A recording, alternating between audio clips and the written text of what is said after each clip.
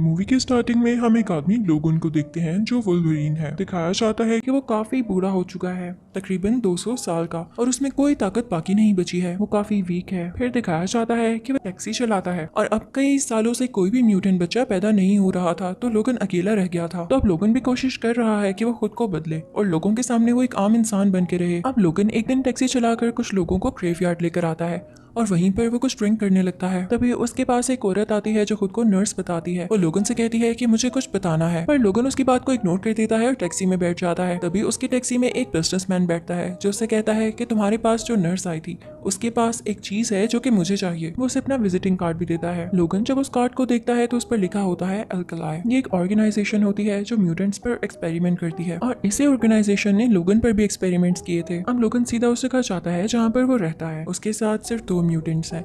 एक ऐसा म्यूटेंट जो आसपास किसी भी आने वाले म्यूटेंट को जज कर लेता है और ये भी पता लगा लेता है कि उसके आसपास कोई म्यूटेंट है, यानी उसकी लोकेशन का पता लगा लेता है। और जो दूसरा म्यूटेंट होता है वो काफी बूढ़ा होता है और व्हील चेयर पर होता है। वो काफी बीमार होता है और उनको हर कुछ घंटों बाद कुछ मेडिसिन देनी होती है। तो एक दिन लोगन उनको इंजेक्शन देना भूल जाता है तो उनकी तबीयत काफी बिगड़ने लगती है और उसका सारा घर भी हिलने लग जाता है। तब लोगन जल्दी से उनको मेडिसिन दे देता है, यानी इंजेक्ट कर देता है, तो सब कुछ नॉर्मल हो जाता है। अब कुछ देर बाद लोगन को राइट रिक्वेस्ट आती है। तो जब वो लोकेशन देखता है और उस जगह पर जाता है तो वो वही नर्स होती है जो उसे ग्रेवयार्ड में मिली थी।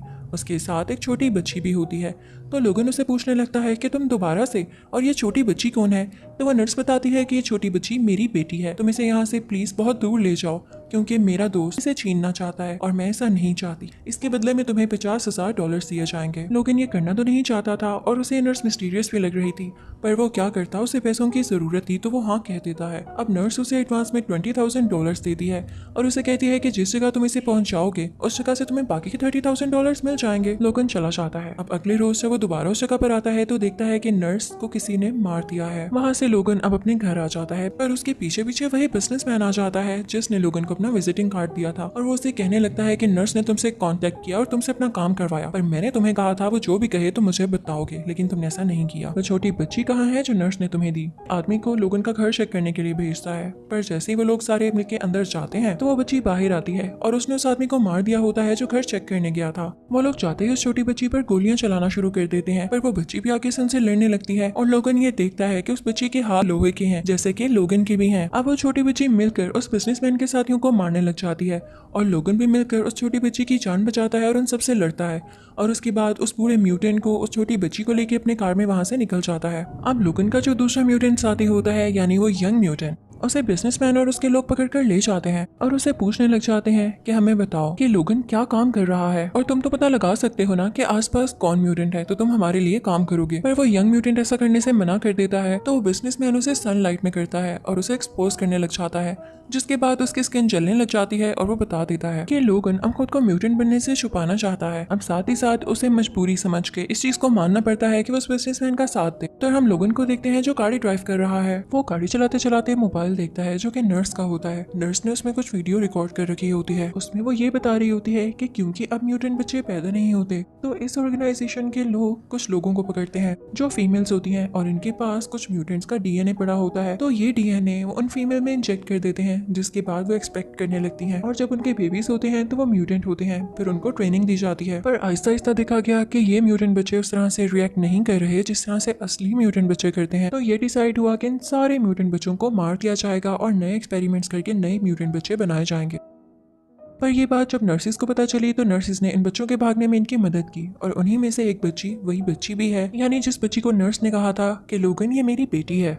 अब ये तीनों चलते रहते हैं, यानी लोगन गाड़ी ड्राइव करता रहता है। अब रात को एक होटल में स्टे करते हैं। अब वहाँ पहुंच के लोगन उस छोटी बच्ची के बैग को चेक करने लग जाता है। उसके बैग में उसके डॉक्यूमेंट्स पड़े होते हैं। जब लोगन उसकी फाइल देखता है तो देखता है कि जिस म्यूटेंट का डीएनए उसके अंदर है वो कोई और नहीं बल्कि लोगन ही है, यानी ये छोटी बच्ची लोगन की ही बेटी है और लोगन इसका बाप है। ये देख के लोगन को पता चल जाता है कि वाकई इस छोटी बच्ची में मेरे जैसी ही एनर्जीज है, तभी मुझे इससे अपनायत महसूस हुई, यानी मैं इसकी मदद के लिए माना। उसके बाद वो देखता है कि उस छोटी बच्ची के बैग में कुछ कॉमिक्स भी हैं जो कि एक्स-मैन कॉमिक्स होती हैं। उसको खोल के देखने लगता है तो उसे वहाँ पर एक नंबर लिखा हुआ मिलता है जो कि किसी जगह का एड्रेस है। कहा जाता है कि यहाँ पर जाके सारे म्यूटेंट सेव होते हैं और ये वही एड्रेस होता है जो कि उस नर्स ने लोगन को दिया होता है कि इस छोटी बच्ची को वहां तक पहुंचाना है। पर लोगन को पता चलता है कि ऐसी कोई जगह असल में एक्सिस्ट ही नहीं करती और तभी हम वहां पर देखते हैं कि होटल के सारे लोग पोज हो चुके हैं और पूरा का पूरा होटल हिलने लगा है। तो लोगन को पता चल जाता है कि उस पूरे म्यूटेंट को दोबारा से अटैक हुआ है। तो वो फौरन से जाकर उसे इंजेक्शन लगाता है और तभी वहां पर वो बिजनेसमैन भी आ चुका होता है। तो लोगन फौरन से उस छोटी बच्ची को और बूढ़े म्यूटेंट को अपने साथ लेकर निकल पड़ता है। फिर हम देखते हैं कि जब वो लोग रास्ते में जा रहे होते हैं तो रोड पर उन्हें एक फैमिली नजर आती है जिनके कुछ घोड़े उनसे छूट गए थे और उनसे वो काबू नहीं हो रहे थे। तो यहाँ पर वो बूढ़ा म्यूटेंट लोगन से कहता है कि जाओ इनकी मदद करो, तुम तो इतने स्ट्रांग हो। तो लोगन जाके उनके घोड़े काबू करके उनको देता है। तो वो फैमिली बहुत अच्छी होती है, उनसे कहते हैं कि आए आप हमारे साथ खाना खाएं और आप हमारे घर स्टे भी करें, आप लोग थक गए होंगे। अब ये लोग उस फैमिली के घर चले जाते हैं। लेकिन रात को उस ऑर्गेनाइजेशन का बनाया गया नया म्यूटेंट जिसका नाम X-24 है वो आ जाता है और वहाँ के सारे लोगों को मार देता है, इवन उस बूढ़े म्यूटेंट को भी जो बेचारा आराम से सो रहा था। और अब वो उस छोटी बच्ची को उठाकर अपने साथ ले जाने वाला होता है कि तभी उसे लोगन देख लेता है और वो उससे लड़ने लग जाता है। दोनों के लोहे के पंजे बाहर आ जाते हैं, यानी दोनों के आयरन पोस्ट बाहर आ जाते हैं और वो एक दूसरे से लड़ने लग जाते हैं। अब क्योंकि X-24 ज्यादा नया एक्सपेरिमेंट था तो वो जीतने लगता है। लोगन उसे जिस तरह से भी जख्मी कर रहा था वो फौरन से हील होता जा रहा था, जबकि लोगन के जख्म इतनी जल्दी नहीं भर रहे थे। अब जिस गाड़ी में X-24 आया होता है उसमें वही जवान म्यूटेंट भी होता है जो कि लोगन का साथी था और इसको इन लोगों ने कैद कर लिया था। वो जब देखता है कि लोगन पर हमला हो रहा है और बाकी सारे लोग भी उस पर हमला कर सकते हैं तो वो कुछ बॉम्ब्स उठाकर उसी गाड़ी में फेंक देता है। वो अपनी जान की कुर्बानी देते हुए उन सब लोगों को भी मार डालता है। अब X-24 उस तरफ देखता है तो लोगन फौरन से उसको मारता है, लेकिन X-24 दोबारा से उससे लड़ने लगता है। लेकिन तभी हम देखते हैं कि इस घर का मेल ओनर जिंदा है और वो अपनी गाड़ी चलाता हुआ इन दोनों की तरफ आता है। वो X-24 को अपनी गाड़ी से धक्का देता हुआ किसी दूसरी गाड़ी की तरफ फेंकता है, वो गाड़ी जिससे वो हल चलाता है और उसकी नुकीली यानी शार्प एजेस बाहर निकले होते हैं। तो X-24 जैसे उसके साथ लगता है तो वो नुकीली चीजें यानी शार्प एजेस उसकी बॉडी के आर पार हो जाते हैं। अब घर का ओनर गाड़ी से बाहर निकलकर उसे गोलियों से भून डालता है और जैसे ही वो लोगन की तरफ देखता है तो उसे लोगन पर भी गुस्सा होता है कि इसकी वजह से मेरी सारी फैमिली मारी गई। तो उस पर भी वो गोली चलाने लगता है, पर उसकी गन में यहाँ गोलियां खत्म हो चुकी होती हैं और वो खुद भी काफी हार्ट ब्रोकन होता है, जख्मी होता है। तो वो खुद भी गिर जाता है और यहाँ उसकी भी डेथ हो जाती है। अब लोगन अकेला रह जाता है, उसके साथ वही छोटी बच्ची होती है। तो साथ में वो उस बूढ़े म्यूटेंट की डेड बॉडी को उठाता है और गाड़ी में बिठाकर वो तीनों अपना अगला सफर शुरू करते हैं। अब थोड़ा आगे जाकर वो अपने साथी यानी बूढ़े म्यूटेंट की डेड बॉडी को दफनाता है और काफी दुखी होकर छोटी बच्ची को बताता है कि ये बहुत अच्छा म्यूटेंट था,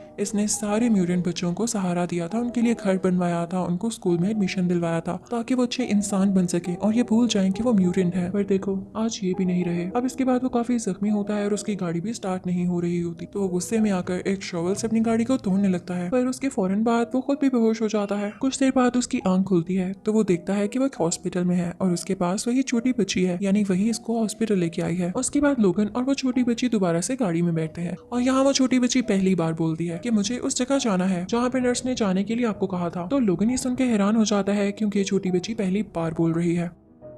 लोगन उसे समझाने की कोशिश करता है कि देखो ये सिर्फ कॉमिक्स में होता है, असल में ऐसा नहीं है, यानी ऐसी जगह का कोई नामो निशान ही नहीं है। तो छोटी बच्ची कहती है नहीं ऐसी जगह है, ये वो जगह है जहाँ मेरे साथी भी आने वाले हैं। तो अब लोगन को मजबूरन गाड़ी चलानी पड़ती है, लेकिन वो इतना थक चुका होता है तो कुछ घंटे बाद गाड़ी चलाने के बाद वो बेहोश हो जाता है। अब यहाँ पर वो छोटी बच्ची खुद गाड़ी चलाती है और जगह तक फाइनली पहुंच जाती है, पर यहाँ पर पहुंचते ही लोगन दोबारा से बेहोश हो जाता है, वो नीचे गिर जाता है। तो जब उसकी आंख खुलती है तो वो सारे म्यूटेंट बच्चे एक साथ होते हैं, हर बच्चे में डिफरेंट एनर्जी और पावर थी। वो लोगन को ऊपर उठाते हैं और उसे लिटाकर एक सीरम इंजेक्ट करने लगते हैं, पर लोगन उनसे कहता है ये सीरम क्या है और तुम्हारे पास कहाँ से आया। तो वो बच्चे कहते हैं कि सीरम को लेने से हमें पावर आती है, पर लोगन उनसे कहता है अगर तुम इसको ज्यादा लोगे तो मारे जाओगे और पागल हो जाओगे। पर उन्हीं बच्चों में से एक बच्चा कहता है नहीं, अगर इसको थोड़ी सी क्वांटिटी में लिया जाए तो हमारी पावर ही बढ़ती है, परेशान न हो। अब लोगन जब सुबह उठता है तो वो कुछ बच्चों को देखता है जो एक दूरबीन से पहाड़ के उस तरफ देख रहे होते हैं। लोगन उस लड़के के पास जाता है और उससे पूछता है ये कहाँ देख रहे हो। तो बच्चा उसे बताता है कि पहाड़ की दूसरी तरफ कनाडा है, अगर हम सारे बच्चे वहाँ चले जाएं तो हमारी जान सेफ होगी, हमारी जान को कोई खतरा नहीं होगा, और अगर आप हमें उधर ले जाएं तो हम इसके आपको पैसे भी देंगे। लेकिन लोगन उनकी बात नहीं सुनता और ना ही पैसे लेता है। अब जब रात होती है तो लोगन के पास वही छोटी बच्ची आती है और उनसे पूछने लगती है कि आप हमारे साथ क्यों नहीं जा रहे। तो लोगन कहता है कि मुझे अपने रास्ते जाना होगा, तुम लोग अपने रास्ते जाओ। तो छोटी बच्ची कहती है कि क्या होगा अगर आप हमारे साथ आए। तो लोगन कहने लगता है मैंने आज तक जिससे भी प्यार किया है या कोई मेरे साथ रहा है तो उसे मुझसे छीन लिया गया है, तो इसलिए मैं तुम्हारे साथ नहीं जा सकता, तुम मेरी बेटी हो, मैं तुमसे प्यार करता हूँ, तो मैं नहीं चाहता कि तुम्हें कुछ हो।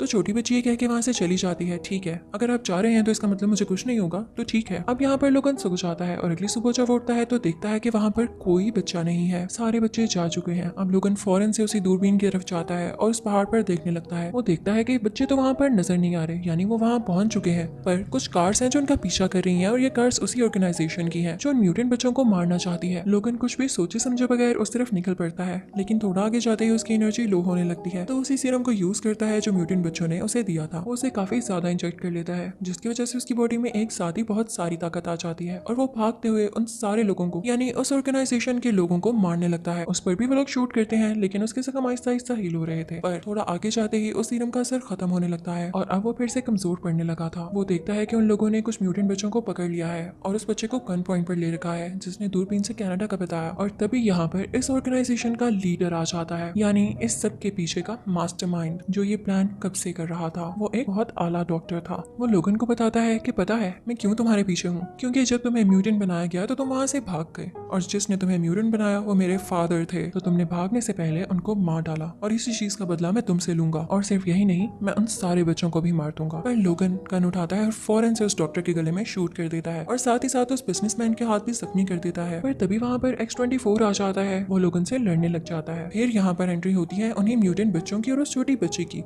जो उस बिजनेसमैन और उसके साथियों से लड़ने लगते हैं। अब X-24 लोगन के ऊपर आ जाता है और उसे अपने पॉस से, यानी आयरन पॉस से मार रहा होता है। अब वो छोटी बच्ची एक बुलेट उठाती है और गन में डालते हुए X-24 का सर उड़ा देती है। अगर वो ऐसा ना करती तो X-24 लोगन की जान ले लेता। अब वो छोटी बच्ची भाग कर लोगन के पास आती है और उनसे कहती है कि आ जाएं, मैं आपको अपने साथ ले जाती हूँ, आप यहाँ से निकल आए। पर लोगन उससे कहता है, मेरी बेटी तुम यहाँ से जाओ, मैं अब जख्मी हो चुका हूँ, तुम बिल्कुल भी वैसी म्यूटेंट ना बनना जैसा ये तुम लोगों को बनाना चाहते थे, तुम उस ट्रेनिंग को भूल जाना। पर वो बच्ची नहीं जाना चाहती थी। वो लोगन से कहती है, आप मेरे डैडी हैं, मुझे आपके साथ रहना है। लोगन ये सुन के मुस्कुराता है क्योंकि उसे अपनी बेटी के मुंह से अपने लिए डैडी सुनना बहुत अच्छा लगता है और पहली बार उसे रिग्रेट होता है कि वो और जी नहीं सकता, वो अपनी बेटी के साथ नहीं रह पा रहा। इसी के साथ लोगन की डेथ हो जाती है। वो बच्ची बहुत ज्यादा रोती है और अब सारे म्यूटेंट बच्चे मिलकर लोगन को दफनाते हैं और साथ साथ रो रहे होते हैं, उदास होते हैं। अब लोगन की ग्रेव के ऊपर क्रॉस का निशान होता है। सारे बच्चों के जाने के बाद वो बच्ची उस क्रॉस के निशान को एक्स बना देती है।